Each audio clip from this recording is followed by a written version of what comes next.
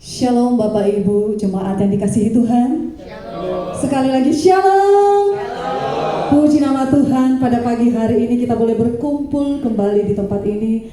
Semua karena kasih dan karunia Tuhan. Kita boleh ada, kita boleh sehat pada pagi hari ini.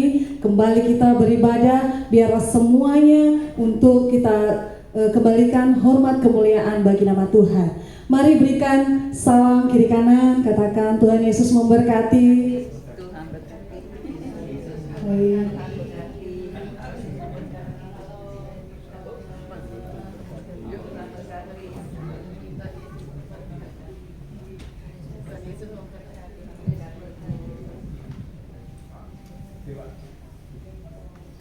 Puji Tuhan, pada pagi hari ini kita ada sebagaimana kita ada, bukan karena kuat dan hebat kita ada, amin. Semuanya karena Tuhan Yesus ada dalam hidup kita dan menyertai kita sepanjang minggu yang berjalan ini.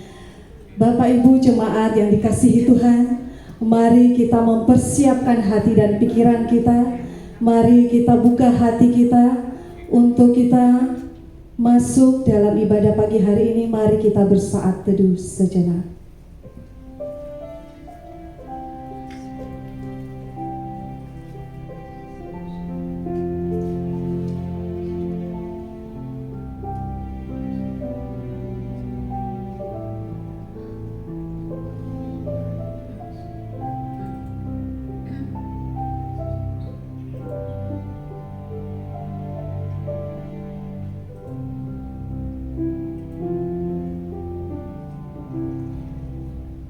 Amin. Jemaat kami undang untuk berdiri.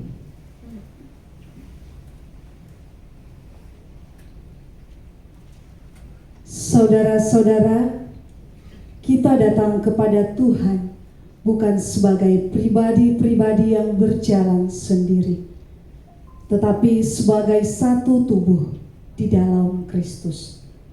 Karena itu, marilah kita datang menyembah Dia dengan rendah hati, saling mengasihi, dan memelihara kesatuan yang telah dianugerahkan Roh Kudus kepada kita. Ibadah ini dimulai dengan suatu keyakinan bahwa pertolongan kita adalah dalam nama Tuhan, Allah Tritunggal, Allah Bapa, Anak, dan Roh Kudus yang menjadikan langit dan bumi. Amin. Jemaat yang dikasihi Tuhan, kini saatnya kita masuk dalam pelataran-Nya Tuhan. Mari kita siapkan hati kita untuk memuji, memuliakan nama Tuhan Yesus. Mari kita angkat tangan kita menyembah Dia, sebab Allah Maha Kudus hadir di tempat ini. Mari kita angkat pujian ini dengan sungguh-sungguh.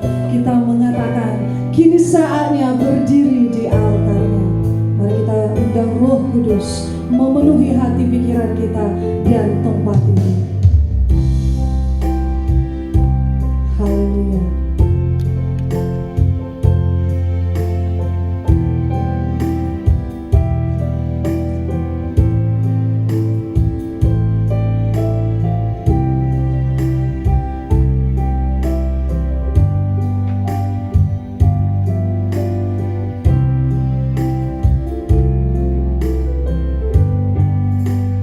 Kini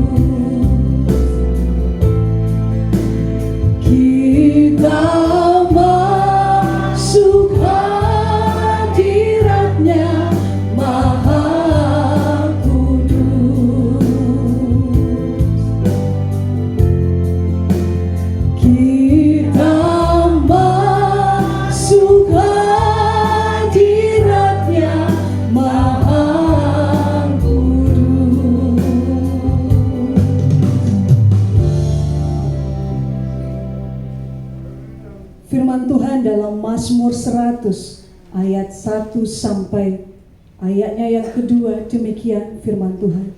Bersorak-soraklah bagi Tuhan, hai seluruh bumi, beribadahlah kepada Tuhan dengan sukacita, datanglah ke hadapannya dengan sorak-sorai.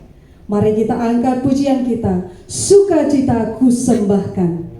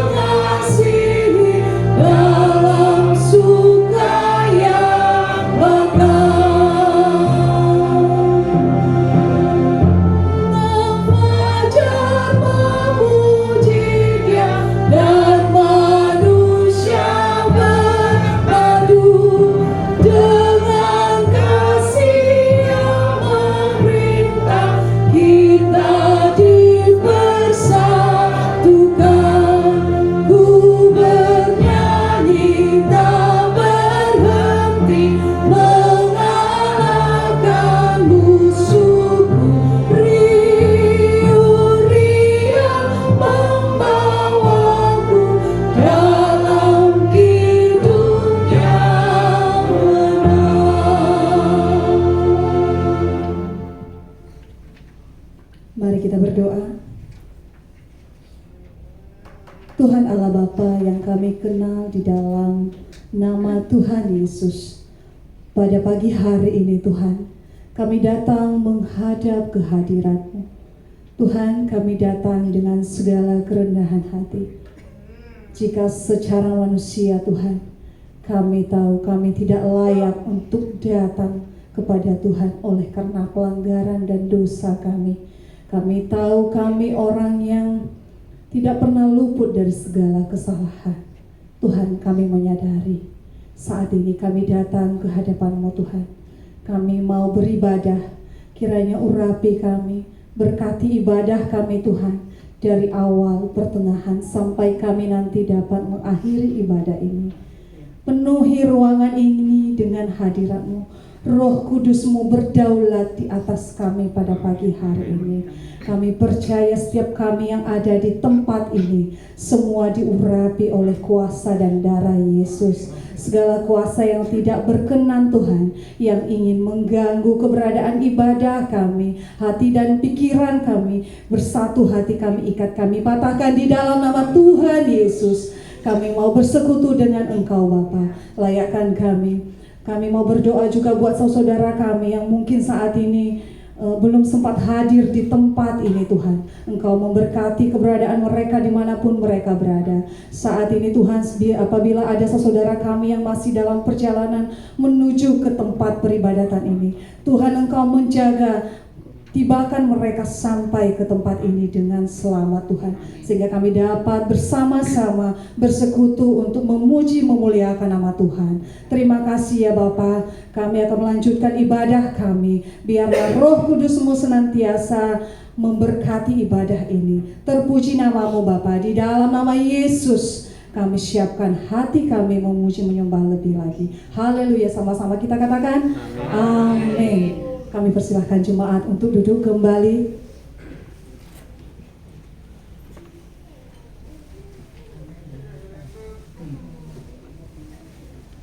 Jemaat yang dikasihi Tuhan, ayat pengantar pengakuan dosa bagi kita pada pagi hari ini dikutip dari 1 Yohanes pasal 1 ayatnya yang ke-9. Demikian bunyinya, jika kita mengaku dosa kita, maka Ia adalah setia dan adil, sehingga Ia akan mengampuni segala dosa kita dan menyucikan kita dari segala kejahatan. Jemaat yang dikasihi Tuhan, mari bersama-sama kita merenungkan betapa banyak dosa yang sudah kita perbuat di hadapan Tuhan. Berapa banyak kesalahan yang sudah kita perbuat sepanjang hidup kita, di sepanjang minggu ini, mungkin terhadap pasangan kita, terhadap anak-anak kita, terlebih terhadap orang-orang di sekeliling kita. Terkadang rasa angkuh dan sombong kita masih melekat dalam diri kita. Mari sejenak Bapak Ibu, bersama-sama dengan saya kita merenungkan betapa besar kasih sayangnya Tuhan bagi kita. Dia sanggup menebus semua dosa dan pelanggaran kita di kayu salib. Mari kita renungkan dosa kita. Kita angkat pujian ini. Bila ku renung dosaku kepadamu Tuhan.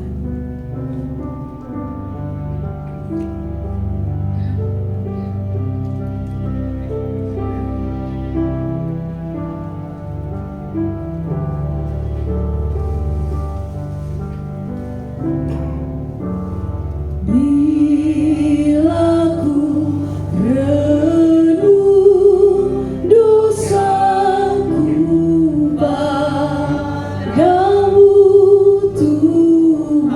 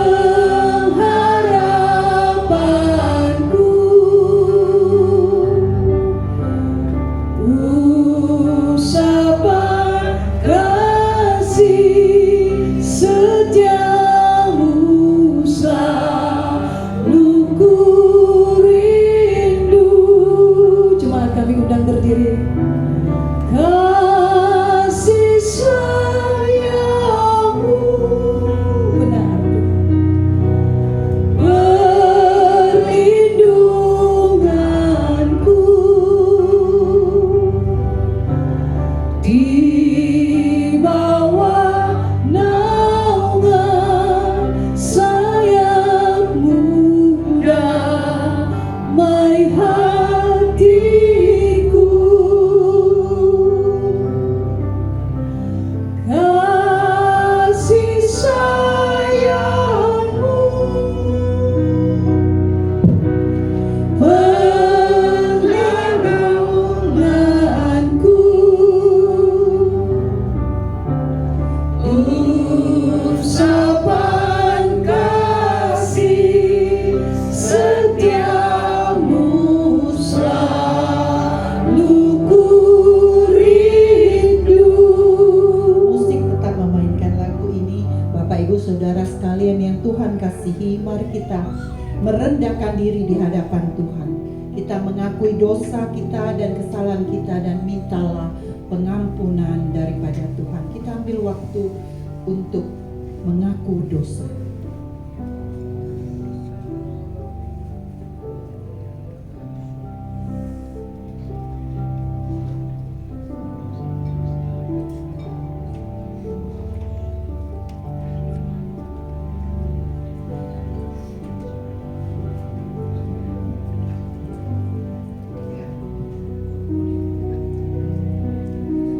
Bapa kami yang penuh kasih, kami datang ke hadapan-Mu pagi hari ini. Kami mengakui bahwa kami adalah orang-orang yang telah Engkau pilih, Engkau kuduskan dan Engkau kasihi. Kami hidup bukan karena kebaikan dan kesempurnaan kami, tetapi semata-mata karena kasih sayang-Mu Tuhan. Namun Tuhan, ketika kami melihat kembali kehidupan kami melalui terang firman Tuhan, kami menyadari bahwa kasih-Mu belum selalu nyata melalui kehidupan kami. Ampunilah kami ya Tuhan. Kami sering mengingat kesalahan orang lain. Kami masih sering ada iri dan dengki, benci.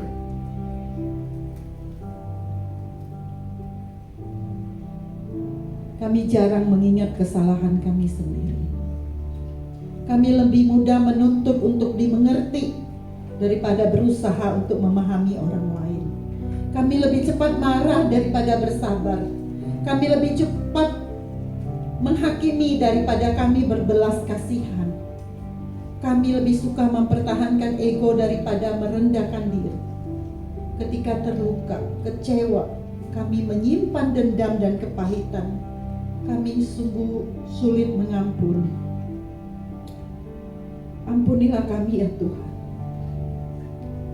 Kami mengaku dalam keluarga kami, dalam berjemaat, dalam pelayanan, dalam tempat kerja ataupun tempat usaha, mungkin sering ada kata-kata, gestur tubuh, mimik wajah atau perbuatan kami yang melukai istri kami, melukai suami kami, anak, orang tua atau saudara kami, teman-teman kerja, rekan pelayanan kami.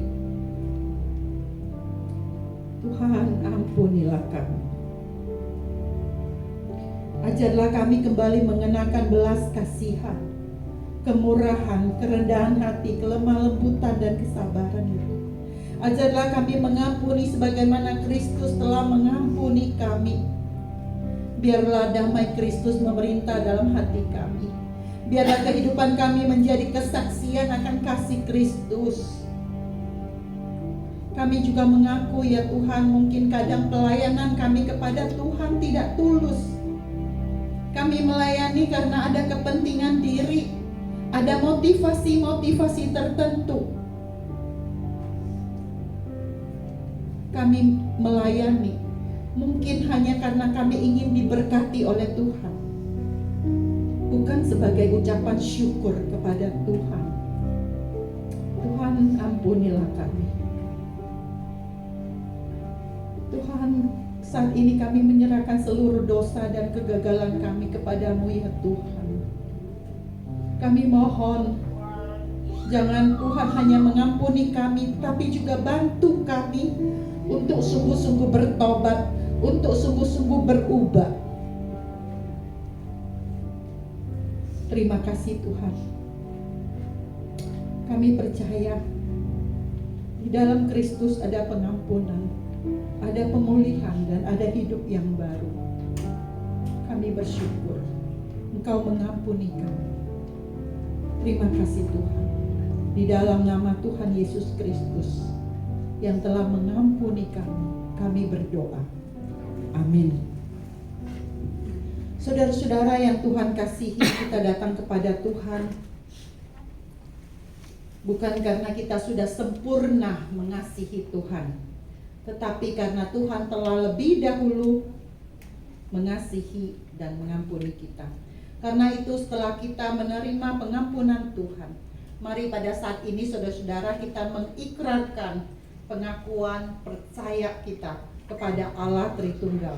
Saudara-saudara, pengakuan iman rasuli itu bukan doa, ya. Jadi itu adalah satu ikrar, satu pengakuan. Jadi sewaktu kita membaca atau mengikrarkan pengakuan iman rasuli, tidak perlu menutup mata atau menundukkan kepala, begitu ya. Jadi mari dengan keyakinan yang sungguh-sungguh, mari dengan sikap badan yang siap dan tekad bersama dengan umat Tuhan dari segala abad dan segala tempat. Kita akan mengikrarkan pengakuan iman kita terlebih dahulu dalam bahasa Indonesia, kemudian dilanjutkan dalam bahasa Mandarin. Pengakuan iman rasuli.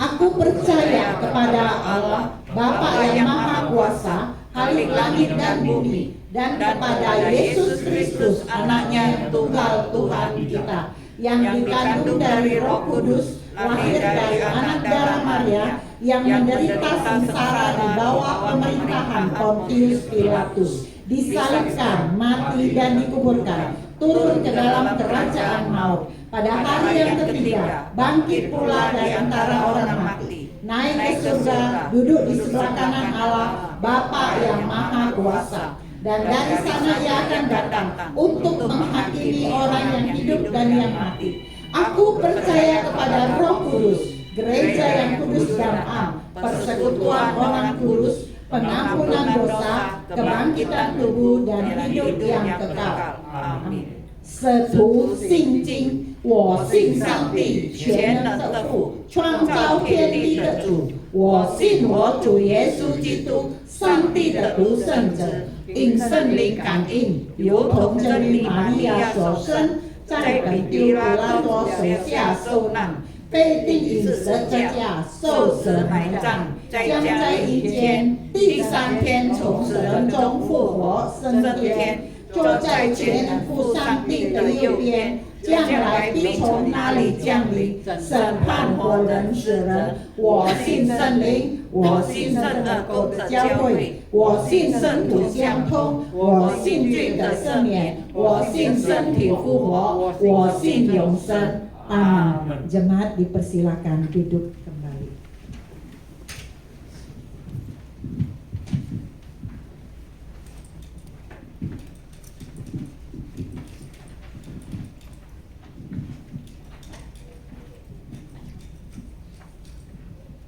Jemaat yang dikasihi Tuhan, sebelum kita mendengarkan firman Tuhan, mari bersama-sama kita menyiapkan hati dan pikiran kita. Mari kita angkat satu pujian yang menyatakan, jadikan kami satu.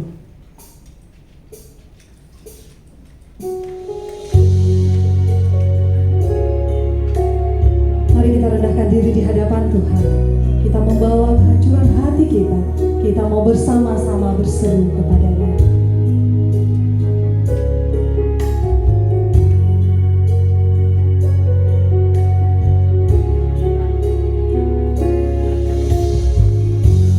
Kami rendahkan diri di hadapan-Mu, membawa hancur hati saat berseru, agar kami saling melengkapi.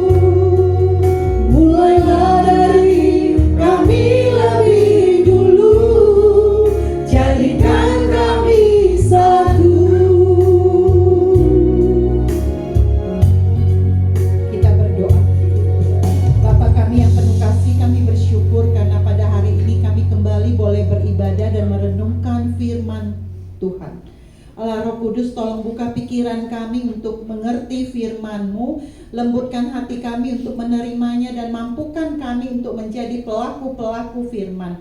Tolong pimpin juga hamba-Mu di depan yang dalam segala kelemahannya yang akan menyampaikan firman Tuhan. Kiranya hanya firman Tuhan saja yang disampaikan dan menjadi berkat bagi kami semua, termasuk hamba-Mu yang menyampaikan juga. Terima kasih Tuhan, di dalam nama Tuhan Yesus Kristus kami berdoa dan kami mengucap syukur. Amin. Silakan duduk kembali Bapak Ibu Saudara sekalian. Selamat pagi semuanya. Shalom. Ya. Puji Tuhan, hari ini kita dapat berjumpa kembali dalam ibadah pada hari ini saudara-saudara, dan kita dapat kembali membaca firman Tuhan bersama-sama. Jemaat yang Tuhan kasihi, ada sebuah kisah nyata tentang seorang ibu yang bernama Corrie ten Boom. Ya. Ibu Corrie ten Boom adalah seorang Kristen dari Belanda yang bersama keluarganya pernah menolong orang-orang Yahudi yang pada waktu itu dianiaya oleh Nazi atau Hitler, gitu ya. Nah, pada masa Perang Dunia Kedua, mereka, Ibu Corrie ini bersama dengan keluarganya menyembunyikan orang-orang Yahudi yang mau dibunuh sama orang Nazi. Mereka sembunyikan di rumah mereka, begitu ya. Nah, supaya orang-orang Yahudi itu tidak dibunuh sama orang Nazi, begitu. Nah, karena tindakan menyembunyikan orang-orang Yahudi di rumah mereka itu akhirnya ketahuan sama Nazi, begitu. Nah, kemudian Ibu Corrie ini bersama dengan keluarganya ditangkap, ya, dipenjarakan. Dan kemudian Ibu Corrie bersama dengan kakak perempuannya yang bernama Betsy itu dikirim ke kamp konsentrasi di Jerman pada September tahun 1944. Saudara, kamp konsentrasi itu beda dengan penjara biasa. Di sana mereka bukan hanya dikurung badan begitu ya, tetapi bukan hanya nggak bisa keluar, tetapi di tempat itu mereka mengalami siksaan yang kejam. Di sana makanan sangat sedikit, tidak cukup. Pakaian mereka juga tidak cukup. Jadi sering mereka kelaparan, mereka juga kedinginan, tempatnya kotor, sanitasinya tidak sehat begitu ya. Di situ juga para wanita biasanya seringkali juga mengalami kekerasan seksual begitu ya, pelecehan. Nah, Bapak Ibu Saudara sekalian, Betsy, kakak dari Ibu Corrie ini akhirnya meninggal setelah 3 bulan ada di dalam penjara, ada di dalam kamp konsentrasi. Ya, kemudian beberapa hari setelah kakaknya meninggal, Ibu Corrie secara tidak terduga karena kesalahan administratif akhirnya dia dibebaskan begitu ya. Nah, saudara bisa membayangkan luka hati daripada Ibu Corrie. Ya, bisa bayangkan betapa marahnya dia, betapa sakit hatinya dia, dan dia kehilangan kakaknya dalam kondisi yang demikian. Saudara, beberapa tahun kemudian, ya, setelah Perang Dunia Kedua berakhir, Ibu Corrie ini akhirnya menjadi seorang hamba Tuhan, dan dia pergi ke Jerman untuk berkhotbah, kemudian bersaksi begitu ya di gereja-gereja. Saudara, pada suatu kesempatan di sebuah gereja, Ibu Corrie berkhotbah tentang pengampunan Kristus begitu ya. Nah, selesai berkhotbah, Ibu Corrie ini berdiri di depan untuk menyalami jemaat ya, yang mau keluar kebaktian begitu ya. Lalu Ibu Corrie ini melihat seorang laki-laki jalan mendekati dia begitu ya. Dari jauh Ibu Corrie ini langsung mengenali laki-laki itu. Darahnya langsung sur gitu ya, dari atas sampai ke bawah gitu ya. Saudara mungkin pernah ngerasain kalau kalian tiba-tiba lihat orang itu yang, wow, ini orang yang dulu pernah nipu saya nih, misalnya kayak gitu ya.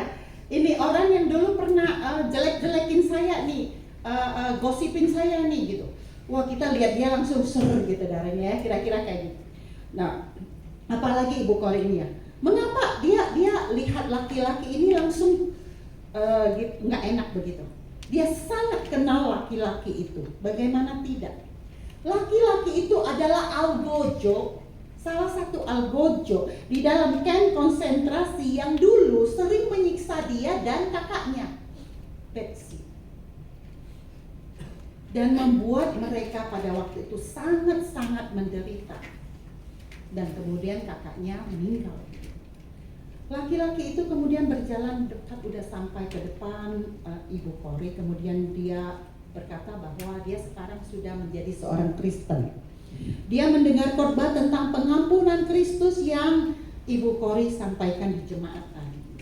Lalu dia mengulurkan tangannya dan dia meminta Ibu Kori untuk mengampuni dia. Saudari, Ibu Kori bercerita bahwa pada saat itu secara manusia dia tidak langsung mengulurkan tangannya. Dalam hati dia berkata begini, cuma ulurin tangan aku bisa, tapi untuk mengampuni dia, hati saya masih sakit. Karena itu saudara, seketika itu dia berdoa kepada Tuhan. Dia tahu secara manusia, dia bilang sama Tuhan, Tuhan secara manusia aku nggak mampu, aku nggak bisa. Mungkin aku ngulurin tangan tapi aku nggak mengampuni dia. Tetapi akhirnya setelah berdoa saudara-saudara, Ibu Kori mengulurkan tangannya. Bukan karena perasaannya tiba-tiba berubah. Ya, bukan karena masa lalu tiba-tiba menjadi tidak penting, bukan. Bukan karena juga dia tiba-tiba pikun gitu ya. Dia tiba-tiba lupa yang terjadi dulu, enggak saudara. Tetapi dia mengulurkan tangannya karena dia menyadari bahwa Kristus telah terlebih dahulu mengampuni dia. Pengampunan yang dia berikan itu menjadi sebuah tindakan iman Ibu Kori. Saudara, kisah Ibu Kori membawa kita melihat bahwa kasih yang berasal dari Kristus bukan hanya mengubah hubungan kita dengan Tuhan, tetapi juga mengubah cara kita memperlakukan sesama. Hal inilah saudara-saudara yang ingin Paulus ajarkan di dalam Kolose pasal 3 ayat 12 sampai 15 yang akan kita renungkan hari ini, saudara.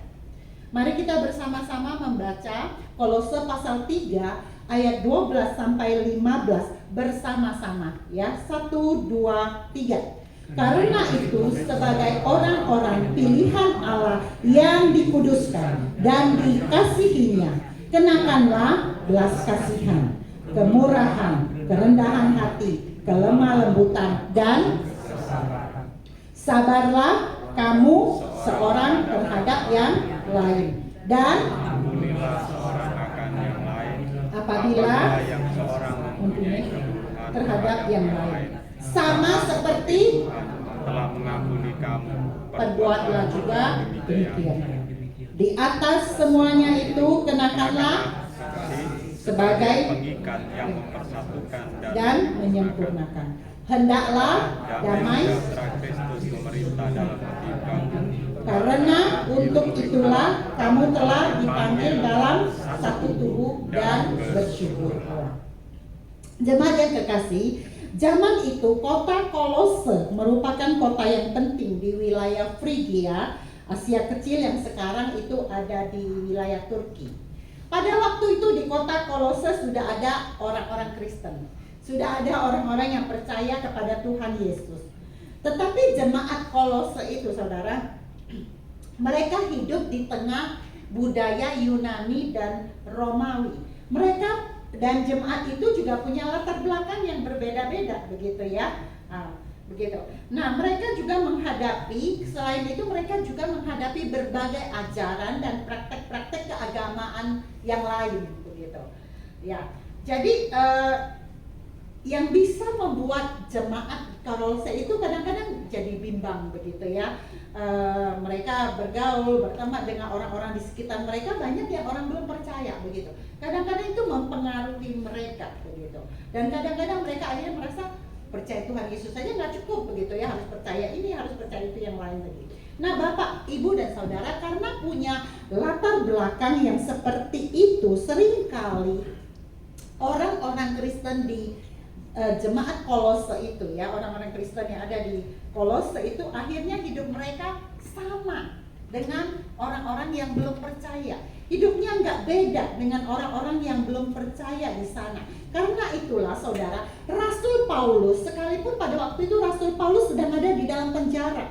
Dia di penjara bukan karena dia orang jahat, tetapi dia di penjara karena mengabarkan Injil gitu. Dia di dalam penjara, dia sendiri dalam terkurung gitu, tetapi dia tidak sibuk memikirkan dirinya sendiri. Rasul Paulus mengirim ini jemaat di Kolose begitu. Nah, karena itu Rasul Paulus nulis surat kepada jemaat di Kolose ya, untuk menasehati mereka. Nah, kita perhatikan tadi Kolose 3 ayat 12 itu dikatakan apa ya? Mungkin boleh dibantu. Di situ dikatakan karena itu sebagai orang-orang pilihan Allah yang dikuduskan dan dikasihinya gitu ya, kenakanlah belas kasihan, kemurahan, kerendahan hati, kelemah lembutan dan kesalahan. Saudara perhatikan baik-baik kalimat Rasul Paulus di sini. Rasul Paulus tidak langsung memberi perintah kalian kenakanlah belas kasihan, kemurahan, karena kalian harus begini ya. Perhatikan. Rasul Paulus mulai ayat 12 ini dengan mengingatkan jemaat Kolose tentang identitas mereka di dalam Kristus. Siapa mereka di dalam Kristus? Ya, mereka orang yang bagaimana? Paulus mengingatkan mereka itu siapa? Mereka itu siapa? Orang-orang Kristen itu di situ tuh siapa? Saudara, ayo. Mereka adalah orang-orang Pilihan Allah. orang-orang pilihan Allah, betul? Betul. Bapak di sini bapak saudara, ibu saudara di sini orang-orang pilihan Allah bukan? Iya. Ya, jadi Paulus di sini mengingatkan karena itu sebagai orang-orang pilihan Allah. Ya, itu identitas mereka. Kata pilihan di sini itu artinya memilih, diambil untuk suatu tujuan khusus. Ya, Tuhan memilih saudara dan saya. Kita itu orang-orang pilihan juga. Tuhan memilih saudara dan saya juga punya tujuan khusus. Gitu ya. Untuk apa? Untuk memuliakan Tuhan. Amin. Ya. Tetapi saudara, Paulus tidak berhenti pada frasa pilihan ya. Ada kalimat lanjutan, orang pilihan yang bagaimana? Yang apa? Dikuduskan. Kita orang-orang pilihan yang dikuduskan dan dikasihinya. Ya, kita lihat slide yang next tadi ya. Nah, apa arti dikuduskan, saudara? Dikuduskan itu artinya itu next slide. Dikuduskan itu artinya dipisahkan. Ya. Jadi gini, saudara dan saya dulu itu ada dalam kumpulan orang-orang yang berdosa. Betul? Nah, kemudian Tuhan pilih kita nih. Gitu ya. Tuhan pilih kita, Tuhan ambil, Tuhan pisahkan. Jadi orang-orangnya Tuhan, jadi anak-anaknya Tuhan. Amin. Nah, itu artinya dikuduskan, saudara. Ya, dikuduskan itu artinya dipisahkan dari orang-orang yang berdosa, diambil, dipisahkan. Begitu. Itu artinya dikuduskan. Nah, orang-orang pilihan itu tadi sudah dipilih, dikuduskan, kemudian di apa tadi katanya? Dikasihi. Ya, kita lihat next setelah slide yang tadi ya. Dikasihi oleh Tuhan. Dikasihinya, nyanya siapa? Tuhan. Jadi orang yang dipilih, dikuduskan juga dikasihi oleh Tuhan. Orang berdosa, kamu dan saya, dipilih Tuhan untuk tujuan khusus, kemudian dipisahkan untuk Allah dan Tuhan kasihi. Ya, next slide lagi setelah ayat lagi, setelah ini. Ya, ini ya. Oke, thank you very much. Nah, dikasihi di sini, saudara, kasih yang dipakai di situ tuh kasih agape. Kasih agape itu artinya apa? Tuhan mengasihi saudara dan saya tanpa syarat, ya, tanpa syarat. Kasih yang Tuhan tidak nunggu kamu dan saya baik dulu baru dikasihi, betul nggak? Tuhan nggak tunggu kamu dan saya baik dulu baru Tuhan pilih kita, betul? Tapi kita dipilih karena anugerah Tuhan. Terus mungkin ada orang yang pikirnya begini, saya orang pilihan Allah nih, berarti saya lebih baik dari orang lain. Itu kita salah pikir kalau kita pikir begitu, ya. Karena dipilih Tuhan bukan berarti kita bisa sombong, saudara, betul? Kita dipilih Tuhan, kita tidak bisa merasa lebih hebat atau lebih tinggi dari orang lain. Mengapa? Karena identitas orang-orang pilihan seharusnya melahirkan kerendahan hati. Mengapa? Karena pilihan Allah itu anugerah, bukan prestasi kita. Jika Allah memilih berdasarkan kebaikan kita, kesalehan kita, maka sebenarnya tidak ada satu orang pun saudara dan saya yang dipilih Tuhan. Betul? Setuju nggak? Kita dipilih karena anugerah, kasih karunia. Apa itu anugerah, saudara? Anugerah itu artinya dari pihak yang memberi, dia nggak harus memberi, begitu ya. Tidak ada kewajiban. Tuhan tidak harus menyelamatkan kamu dan saya, enggak. Tuhan nggak harus, begitu ya. Nah, Tuhan sementara dari pihak yang menerima, engkau dan saya orang yang berdosa, kita seharusnya nggak layak terima. Tetapi kau dan aku tidak layak diampuni. Pantasnya kamu dan saya dibuang langsung ke neraka, dihukum begitu. Tetapi Tuhan mau menyelamatkan kamu dan saya. Itu anugerah, saudara. Nah, karena itu adalah kita orang-orang yang sudah menerima anugerah, bukankah seharusnya kita juga memberi anugerah kepada orang lain, ya? Karena itu Rasul Paulus makanya bilang di ayat pasal 3:12 tadi, karena itu sebagai orang-orang pilihan Allah yang sudah dipilih, dikuduskan, dikasihi, kenakanlah apa? Belas kasihan, kenakanlah kemurahan, kenakanlah kerendahan hati, kenakanlah kelemah lembutan dan kesabaran. Kalau saudara, kata kenakan di sini itu memakai gitu ya, kayak pakai pakaian gitu ya. Apa yang perlu dikenakan? Apa yang perlu dipakai orang-orang pilihan Allah? Itu tadi karakter Kristus. Karakter Kristus yang bagaimana? Yang pertama tadi ada 5 karakter itu. Belas kasihan. Ya, lihat orang jatuh jangan langsung menghakimi. Makanya jalan pakai mata. Gitu kan ya. Gitu. Ya, bukannya ditolong gitu ya, nggak ada belas kasihan sama sekali gitu. Nah, harus punya apa? Kemurahan. Lihat seseorang membutuhkan pertolongan, jangan hanya berkata itu urusan dia, nggak ada urusannya sama saya gitu. Kalau kita bisa membantu, lakukan. Kerendahan hati bukan berarti merendahkan diri, bukan ya, tetapi kita mau menganggap orang lain lebih utama daripada kita, tidak merasa diri paling hebat, paling benar. Kelemah lembutan, ya, sering orang pikir, wah kan saya nggak bisa lemah lembut gitu ya, kalau lemah lembut jadi kemayu dong gitu ya. Enggak, bukan begitu ya. Kita boleh tegas, tapi nggak boleh kasar, gitu ya. Nah, yang kelima, kesabaran. Artinya kita punya kemampuan memperlakukan orang lain dengan kasih, sekalipun orang tersebut mengecewakan atau membuat kita terluka. Karena itu kemudian kita melanjutkan dalam ayat Kolose pasal 3:13. Sabarlah kamu seorang terhadap yang lain. Mengapa Paulus harus mengatakan itu, saudara? Karena Paulus tahu di dalam jemaat di Kolose, hidup bersama sebagai satu jemaat tidak selalu mudah, betul? Bahkan gereja, di dalam gereja pun tidak kebal terhadap konflik. Di dalam gereja ada orang yang berbeda-beda karakternya. Ada kebiasaan yang berbeda, ada cara berpikir, cara bekerja, latar belakang, usia, dan lain-lain yang berbeda. Ada yang bicaranya cepat, ada orang yang bicaranya lambat, ada orang yang sangat sensitif, ada orang yang belak-belakan, betul? Ada orang yang suka aturan, begitu. Ada orang yang gerasak gerusuk, begitu ya, spontan, begitu ya. Nah, ada orang yang sudah lama jadi orang Kristen, ada orang yang masih baru belajar.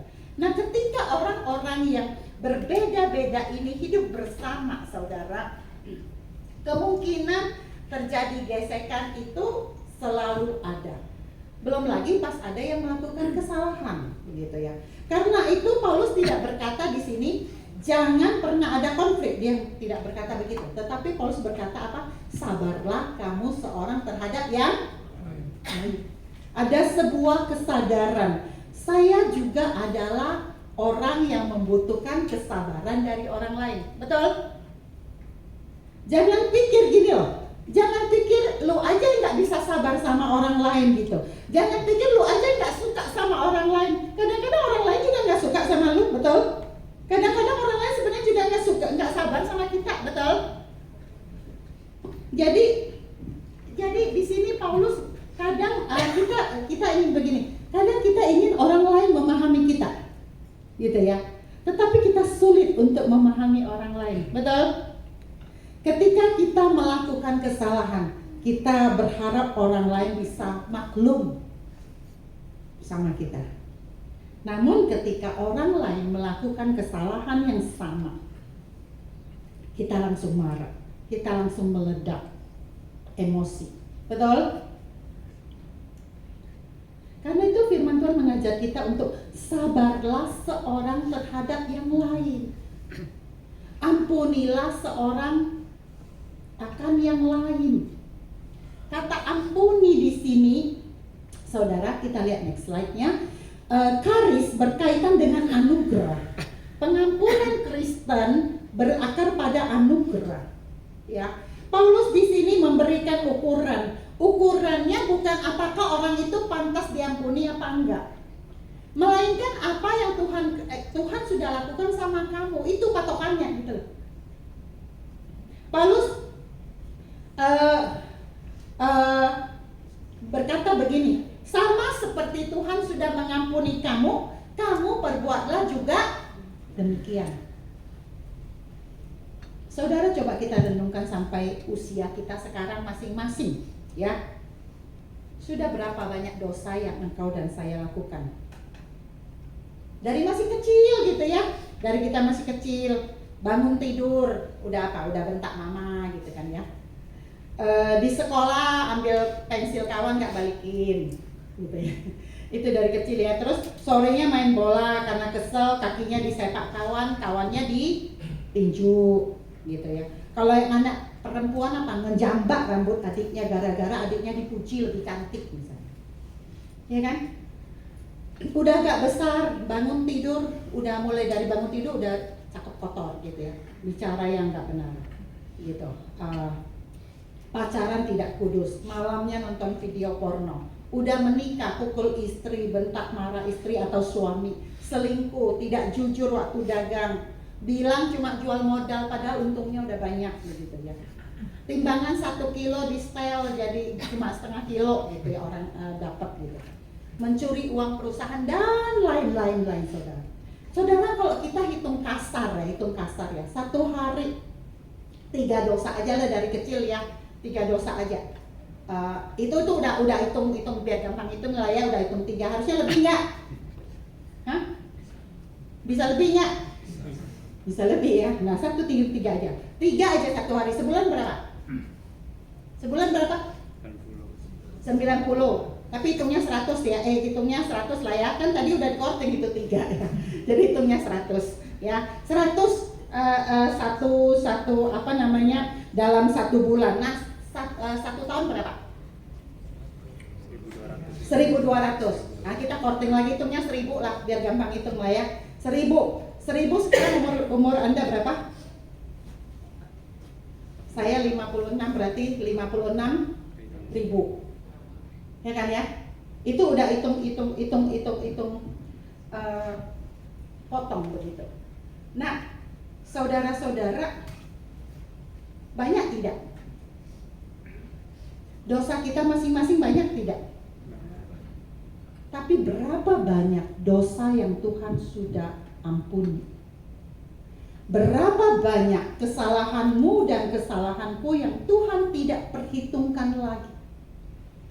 Berapa banyak kali saudara dan saya jatuh dalam dosa lagi, Tetapi Tuhan memberikan kesempatan untuk engkau dan saya bangkit lagi. Tuhan terima kita lagi. Kita bisa beribadah kepada Tuhan hari ini. Tuhan itu Maha Kudus. Orang berdosa sebenarnya nggak bisa menghampiri Tuhan, saudara. Tapi kita bisa datang, bukan karena kita nggak pernah salah sama Tuhan. Kita boleh menghadap Tuhan karena engkau dan saya sudah menerima pengampunan daripada Kristus. Amin.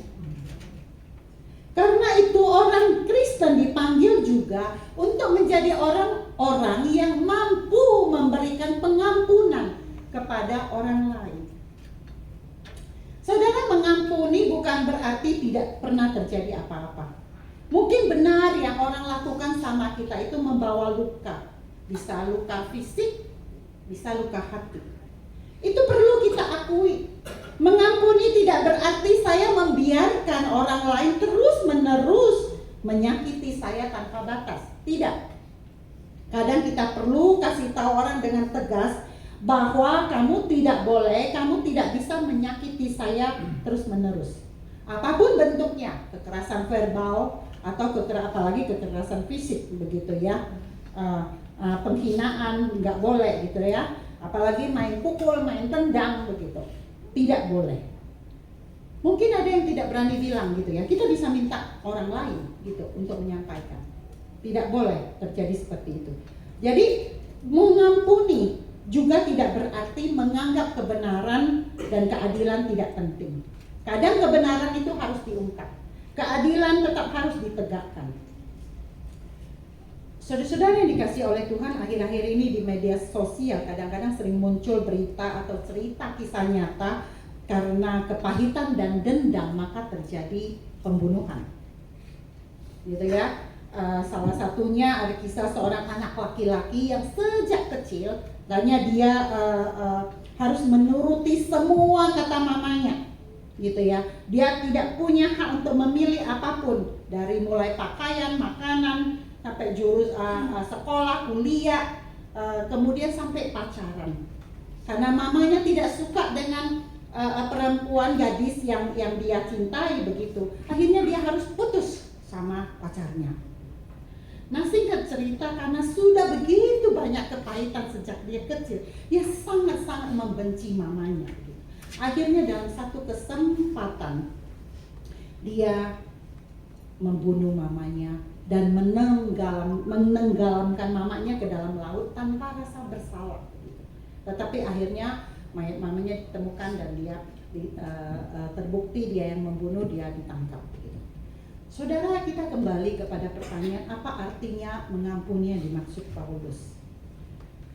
Saudara, mengampuni berarti saya tidak menjadikan luka sebagai alasan untuk terus hidup dalam kebencian, gitu ya. Dan mengampuni artinya tidak membalas kejahatan dengan kejahatan. Mengampuni artinya menyerahkan sepenuhnya kepada Tuhan. Saya memilih jalan Kristus. Nah, anak itu tadi mungkin benar dia sangat terluka, benar mamanya keterlaluan begitu. Ya, mungkin kadang dia perlu cari orang lain, perlu kasih tahu, perlu terus terang kasih tahu tentang masalah dia. Nah, saudara, kadang pengampunan membutuhkan proses, betul? Kita mungkin berkata, Tuhan saya mau mengampuni, tetapi hati saya masih sakit. Itu tidak berarti kita gagal, saudara. Bawa proses itu kepada Tuhan. Berdoalah, belajar melepaskan kepahitan sedikit demi sedikit, karena kasih Kristus sedang bekerja dalam diri kita. Amin. Lalu saudara sekalian, dalam Kolose pasal 3 ayat yang ke-14, Rasul Paulus mengingatkan bahwa persatuan dalam gereja ya tidak lahir karena kesamaan. Ya, tidak bukan karena sama karakter, sama pendapat, sama suku, sama latar belakang dan lain. Tetapi persatuan itu terjadi karena apa? Kasih. Betul. Karena kasih Kristus. Di atas semuanya itu karena kasih sebagai pengikat yang mempersatukan dan menyempurnakan. Saudara, tubuh itu punya banyak anggota nggak? Banyak kan ya? Beda-beda kan ya? Kan tubuh kita nggak semua telinga, semua nggak mata, semua malah ngeri gitu kan ya? Beda-beda kan ya? Tangan, kaki, mata, hidung, telinga, anggota. Tetapi perbedaan itu membuat tubuh itu tak satu tubuh nggak? Tak satu tubuh. Ya, justru perbedaan ini membuat tubuh ini berfungsi dengan baik, betul? Karena ada kaki, makanya tubuh ini bisa jalan gitu ya. Karena kalau ada mata dia bisa melihat dan tubuh ini berfungsi dengan baik karena perbedaan itu gitu. Demikian juga gereja.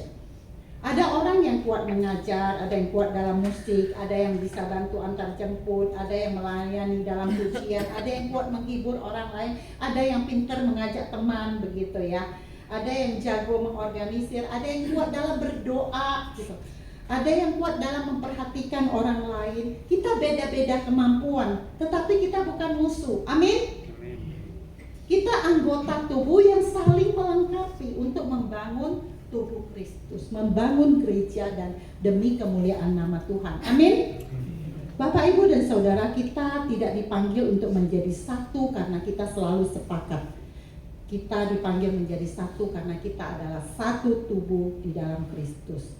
Ketika perbedaan muncul, ketika luka terjadi, ketika ego mulai berbicara, biarlah kasih Kristus mengikat kita dan damai sejahtera Kristus ya menjadi wasit di antara kita. Saudara-saudara, mari kita bawa firman ini pulang. Mungkin ada keluarga yang sedang mengalami ketegangan. Suami merasa istri tidak bisa mengerti dia. Istri merasa tidak dihargai. Ya, kita lihat next slide ya. Gitu ya. Anak merasa orang tuanya tidak memahami dia. Orang tua merasa anak tuh nggak nurut, nggak dengerin orang tua. Lalu masing-masing nunggu apa? Tunggu dia dulu dong yang minta maaf. Betul?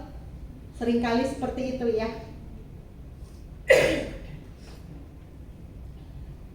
Saudara, Kolose pasal 3 tadi mengajarkan kita tidak mengajarkan kita tunggu dia berubah, tunggu dia minta maaf, baru kita kasihi. Firman Tuhan berkata, kenakanlah kasih. Saudara, kita tidak bisa mengubah orang lain kadang. Betul? Bahkan kadang suami kita sendiri, anak kita sendiri, istri kita sendiri, orang tua kita. Kita nggak bisa mengubah orang lain. Tapi mungkin Tuhan sedang berkata, biar aku mengubah hatimu dulu. Kita sendiri dulu berubah. Mulai dari diri sendiri, mulai dari satu percakapan, ya. Kita mulai minta maaf yang tulus, bukan formalitas, ya, bukan terpaksa. Mulai dengan doa, mulai dengan satu tindakan kasih yang nyata. Yang suami beliin bedak beliin lipstik buat istri, gitu ya, biar cair suasana begitu. Nah, istri masakin kesukaan suaminya begitu ya, mungkin itu buat mencairkan suasana ya. Anak, gimana lambe hati mamanya, mak gua pijit-pijit ya, mama capek ya gitu kan ya. Lakukan tindakan kasih mulai dari diri kita ya. Istri beliin kaos lah buat suaminya buat olahraga begitu ya. Ini contohnya ya saudara. Yang saudara-saudara, kamu dan aku itu sekali lagi Tuhan mengingatkan kita, kamu dan saya adalah orang-orang berdosa yang telah menerima anugerah. Mari kita belajar memberi anugerah itu kepada orang lain. Amin. Berikan anugerah itu juga kepada suami kita, istri kita, anak kita, orang tua kita yang mungkin sudah bersalah kepada kita. Kau dan aku juga orang-orang yang telah diampuni. Ayo kita juga belajar mengampuni mertua kita, ipar kita, ya, tetangga kita, saudara kita, teman sepelayanan kita yang mungkin juga telah menyakiti kita. Kita orang-orang yang telah dikasihi, mari kita belajar mengasihi. Kekuatan untuk mengasihi, ya, bukan bersumber dari kekuatan kita sendiri, ya, melainkan dari apa yang telah kita terima dari Kristus. Kita adalah orang-orang yang telah dipersatukan oleh Kristus dalam gereja ini. Biarlah kasih Kristus menjadi pengikat kita semua. Amin. Mari kita berdoa.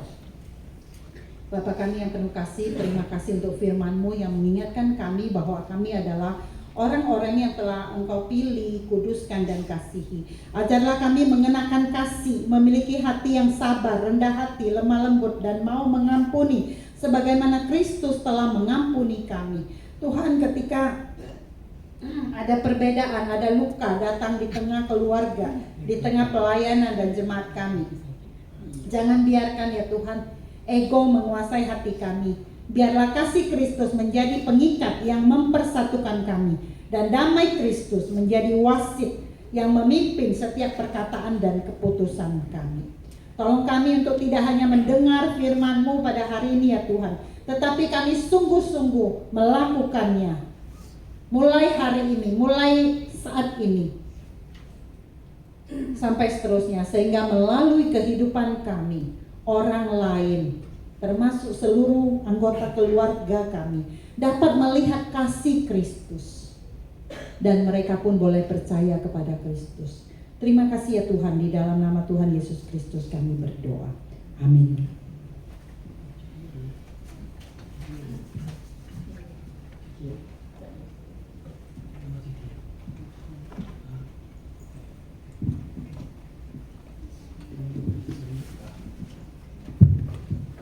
Puji nama Tuhan, sangat diberkati dengan firman Tuhan. Ada amin? Diberkati dengan firman Tuhan, ada amin? Luar biasa, biarlah kasih menjadi pemersatu di antara kita dan yang lainnya. Jemaat Tuhan, mari kita mempersiapkan persembahan kita. Mari kita bawa persembahan yang terbaik bagi Tuhan.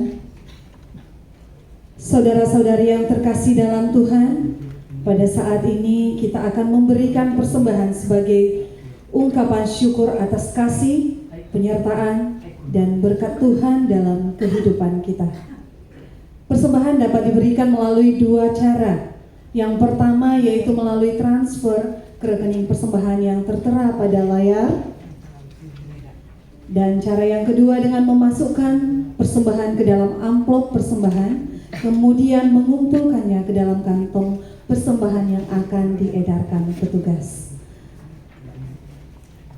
Bapak Ibu yang dikasihi Tuhan, mari kita angkat satu pujian. Begitu besar kasih Allah pada kita berkat anak cucu.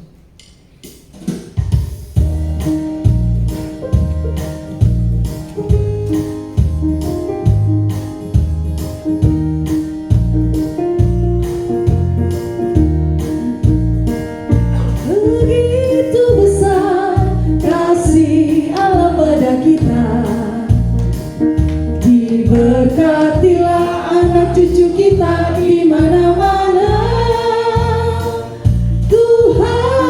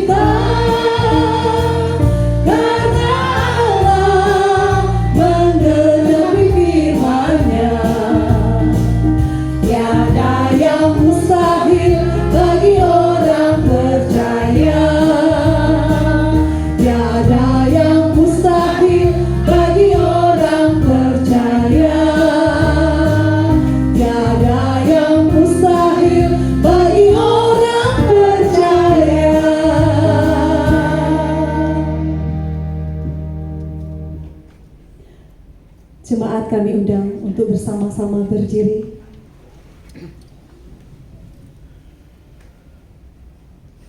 Tuhan Yesus, saat ini kami membawa korban ucapan syukur kami di hadapan-Mu.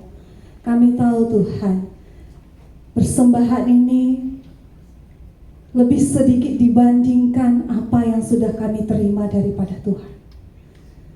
Kasih karunia penyertaan Tuhan jauh lebih besar dibandingkan apa yang kami korbankan saat ini. Namun Tuhan Yesus, kami percaya, biarlah persembahan ini Tuhan dapat menerima menjadi dupa yang harum di hadapan-Mu Tuhan. Jangan lihat kami Tuhan seberapa besar nilainya Tuhan, tetapi kiranya Tuhan melihat ketulusan hati kami, pribadi lepas pribadi yang memberikan. Tuhan berkati hamba-hamba-Mu yang memberikan dengan rela hati, dengan suka cita Tuhan. Kiranya Engkau berkati seluruh jemaat-Mu di tempat ini Tuhan, yang dengan bersusah payah mempersiapkan Tuhan persembahan yang terbaik bagi Tuhan. Engkau berkati keluarganya, pekerjaannya, usahanya, mereka yang sekolah diberkati dalam pendidikannya, anak-anaknya diberkati semuanya. Bapa di sorga, terima kasih Bapa. Biarlah Tuhan juga yang senantiasa mengampuni kami apabila di dalam kami memberikan persembahan ini Tuhan, terbesit dosa dan pelanggaran kesalahan kami. Terima kasih ya Bapa, inilah doa kami, inilah persembahan kami serahkan di dalam nama Tuhan Yesus. Haleluya, bersama-sama jemaat Tuhan katakan amin. Kami persilahkan duduk kembali. Penyambutan dan warta akan disampaikan oleh Ibu Linda.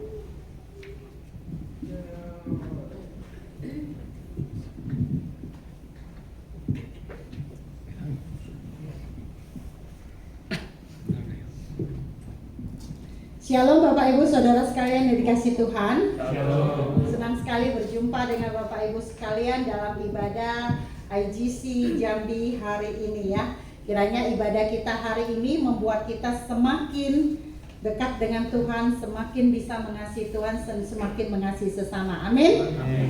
Ya, Tuhan tolong kita semua. Ya, saya menyambut semua Bapak Ibu Saudara sekalian dengan sukacita, kita sebagai satu tubuh, sebagai satu keluarga di dalam Tuhan. Amin. Ya, kita termasuk saudara yang baru pertama sekali ya. Kita menyambut Saudari Kristina bersama dengan adik. Ya, kita kasih tepuk tangan hari ini bersama dan membantu kita melayani. Terima kasih banyak juga untuk pelayanannya. Terima kasih Ibu Dewi dan semua teman-teman, Ibu Feli dan semua teman-teman Asyar yang sudah melayani hari ini. Thank you juga untuk pelayanannya. Tuhan yang memberkati Pak Yusuf juga ya. Terima kasih untuk pelayanannya. Tuhan yang memberkati pelayanan teman-teman semua ya. Ya, saya juga menyambut di sini. Saya lihat ada Pak James ya. Boleh Pak James berdiri sebentar mungkin teman-teman biar bisa kenal penginjil James ya. Nanti juga ada pelayanan di bulan September ya di sini ya. Jadi selamat datang Pak James. Selamat, kita senang Bapak bisa ibadah bersama-sama dengan kami hari ini dalam kebaktian IGC Jambi ya. Ya, mungkin masih ada Bapak Ibu yang saya belum, tapi baru pertama sekali hadir ada di samping Pak Thomas ya. Udah pernah. Oh iya, Ibu boleh perkenalkan Ibu siapa? Boleh, saya Ibu Bidan Intan Pulau. Oh ya, selamat datang Ibu bersama dengan Ibu Ira ya. Temannya Ibu Ira, keluarga masih.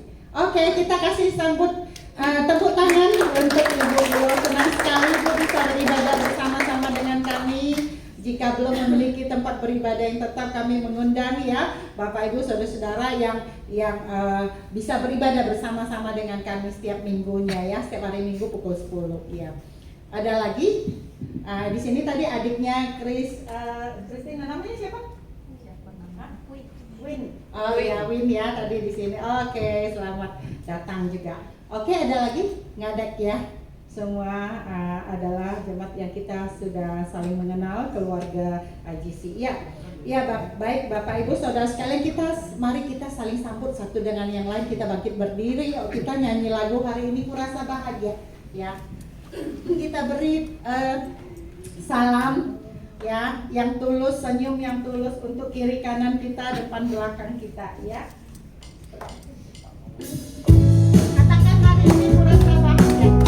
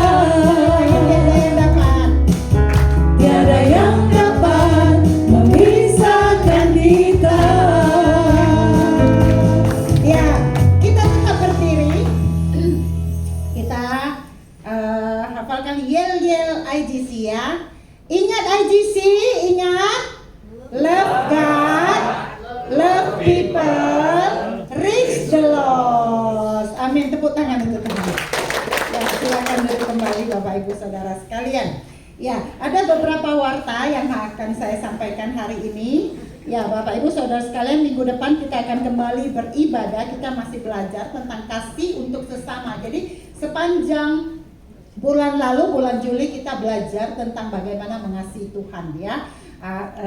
Bulan ini tema-tema kita adalah terus tentang bagaimana kita mengasihi sesama ya. Nanti bulan September kita akan belajar tentang bagaimana kita menjangkau orang lain bersama-sama, begitu ya. Jadi kita masih di minggu terakhir bulan ini tanggal 30 Agustus, yang khotbah adalah Bapak Dr. Subagio ya, dengan tema kasih yang mengubah dunia ya. Nah, kemudian hari Selasa Bapak Ibu kembali ada Bible study via Zoom ya. Bible study via Zoom yang kita gabung dengan IGC Medan, dengan pengajar adalah Pendeta Yufrendi. Ya, kemudian persekutuan doa setiap hari Selasa diadakan pukul 19.30 di rumah kami ya, di Kota Baru ya Bapak Ibu yang mungkin belum tahu alamat rumah kami, kalau yang ingin bergabung boleh WA saya ya gitu.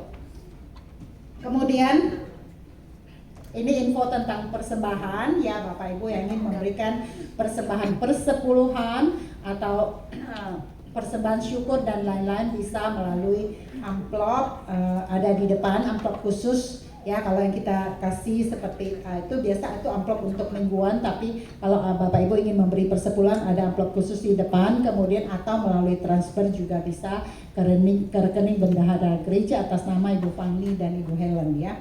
Demikian. Kemudian olahraga bulu tangkis setiap hari Minggu diadakan di lapangan bulu tangkisnya Bapak Yanto di PB Speed. Pak Yanto boleh berdiri sebentar biar teman-teman kenal, mungkin ada yang belum tahu ya. Ini yang punya lapangan begitu ya. Nah, kasih tepuk tangan dulu. Karena lapangannya ya. Terima kasih Pak Yanto. Jadi Di sini kita boleh olahraga bersama setiap hari Minggu pukul 15.30 ya. Boleh langsung ke lapangan PB Speed ya. Yang tidak tahu alamatnya nanti boleh selesai boleh tanya ke Pak Yanto ya. Nah, kemudian demikian pengumuman saya sampai di sini ya. Saat ini kita akan bersama-sama masuk ke dalam doa syafaat ya. Saya mengundang jemaat untuk berdiri.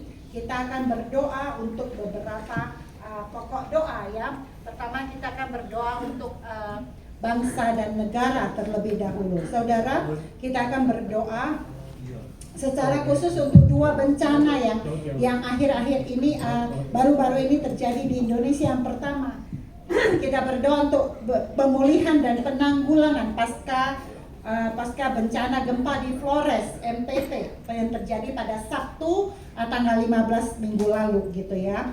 Nah, itu yang pertama kita akan berdoa untuk NTT dan kemudian yang kedua kita berdoa untuk Kalimantan Barat yang sedang menghadapi darurat kebakaran hutan ya dan lahan dan serta kekeringan ekstrim begitu ya yang memicu kabut asap yang pekat ya. Jadi sebelumnya kebakaran hutan dan kemudian terakhir bahkan sampai udah ke rumah warga ya.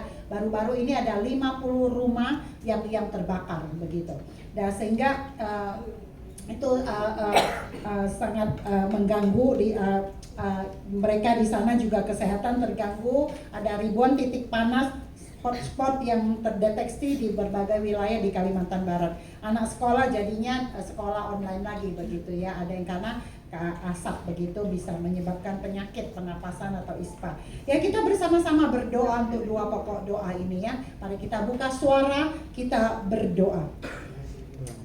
Bapa kami yang penuh kasih, kami berdoa untuk saudara-saudara kami di Flores, NTT yang terdampak gempa minggu lalu ya Tuhan. Kiranya Tuhan menghibur dan menguatkan mereka semua yang kehilangan keluarga mereka. Mereka yang kehilangan rumah maupun mata pencaharian dan kesehatan mereka. Mereka yang sedang ada di rumah sakit pada saat ini mungkin masih dengan luka-luka yang parah. Tuhan kami berdoa Tuhan yang menolong mereka. Tuhan tolong juga sertai setiap proses evakuasi, pelayanan kesehatan masyarakat, penyaluran bantuan dan pemulihan daerah yang terdampak.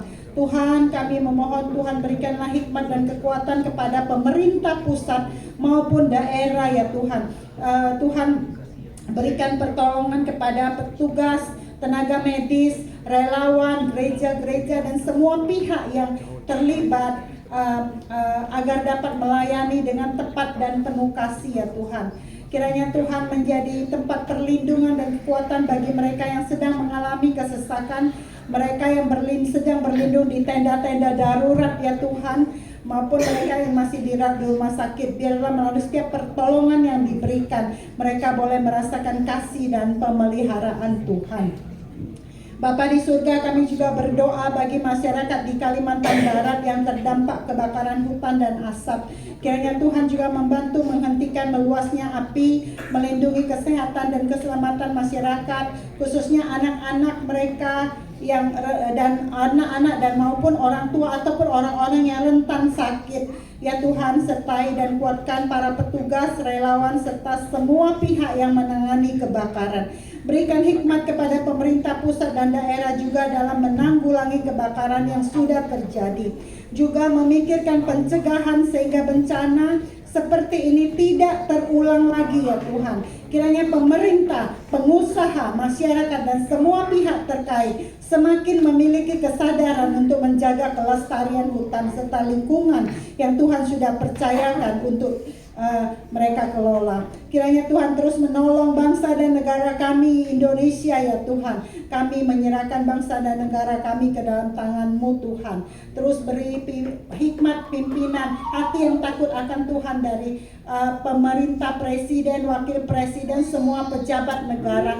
Tuhan bantu dan tolonglah mereka untuk sungguh-sungguh dapat memimpin dengan adil, dengan baik dan bijaksana. Terima kasih ya Tuhan, di dalam nama Tuhan Yesus kami berdoa. Amin. Yang kedua, kita akan bersama-sama juga berdoa untuk pergumulan gereja kita dan jemaat ya.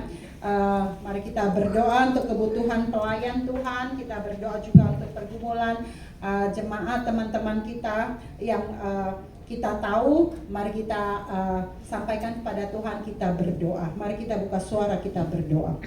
Bapa kami yang baik, kami juga menyerahkan pergumulan gereja dan jemaat IGC Jambi ke dalam tangan-Mu ya Tuhan. Engkau mengetahui kebutuhan gereja akan tenaga-tenaga pelayanan. Kiranya Tuhan menggerakkan lebih banyak jemaat untuk mengambil bagian, melayani dengan sukacita, melayani dengan kerelaan dan penuh hati yang penuh syukur dan setia.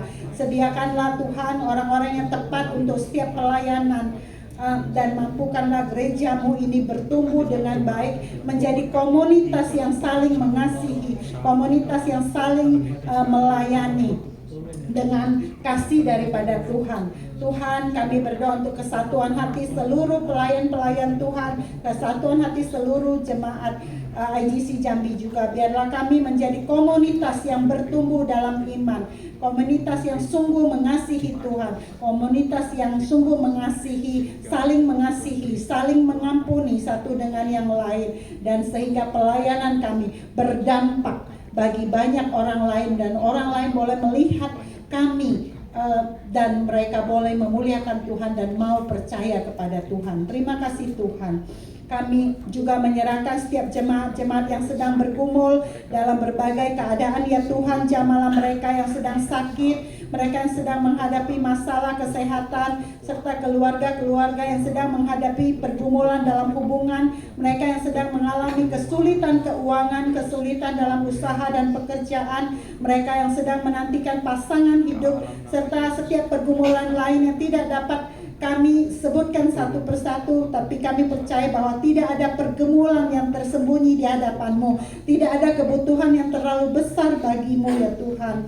Biarlah seluruh jemaat IGC Jambi semakin mengalami kasih, pemeliharaan, dan pertolongan Tuhan. Kami menyerahkan untuk setiap anak-anak kami yang ada di tempat ini pada hari ini, juga anak-anak remaja, anak-anak yang mau kuliah, yang sedang ada di SMA, ataupun mereka yang sedang masih di SD dan TK. Tuhan, kami berdoa untuk mereka. Tuhan sendiri memberkati anak-anak kami. Kadang-kadang menjadi anak-anak mereka juga punya pergumulan sendiri. Tuhan menolong mereka dalam masa-masa pertumbuhan ini. Berikan mereka, Tuhan, mereka boleh melihat kasih Tuhan di masa mereka kecil. Mereka pun boleh percaya kepada Tuhan, boleh melihat pertolongan Tuhan, dan terus hidup berharap kepada Tuhan. Tuhan berkati studi mereka, Tuhan berkati hidup mereka dengan hidup yang penuh sukacita, dengan penuh pengharapan kepada Tuhan. Tuhan tolong anak-anak kami, Tuhan berikan perlindungan dimanapun mereka berada, di sekolah, jauhkan daripada bully-bully yang tidak benar, jauhkan mereka daripada segala hal yang tidak baik. Buat mereka pintar, hikmat daripada Tuhan sendiri yang membuat mereka bertumbuh dan dengan baik dan memuliakan nama Tuhan. Terima kasih Tuhan. Terima kasih Tuhan. Kami percaya Engkau adalah Bapa yang mendengar dan menjawab setiap doa kami yang seturut dengan kehendak-Mu. Karena kami bersama-sama sebagai satu keluarga, kami semuanya berdoa di dalam nama Tuhan Yesus yang telah mengajar kami berdoa. Doa Bapa kami. Bapa kami yang di surga, dikuduskanlah nama-Mu, datanglah kerajaan-Mu, jadilah kehendak-Mu di bumi seperti di surga.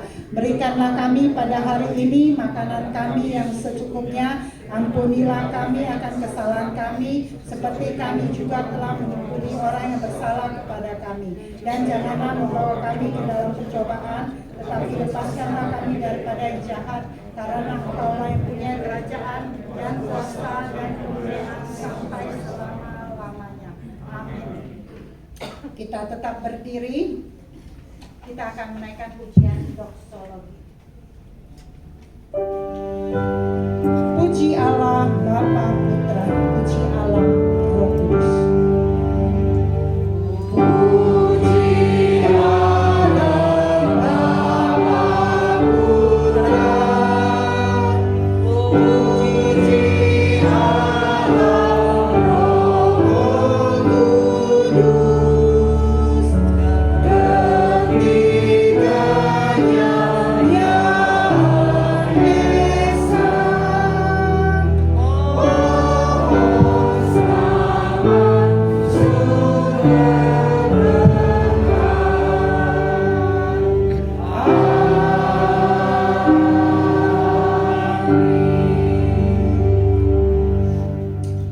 Bapak, Ibu, dan saudara sekalian yang dikasihi oleh Tuhan, ibadah kita berakhir di sini. Kita akan kembali ke tempat kita masing-masing.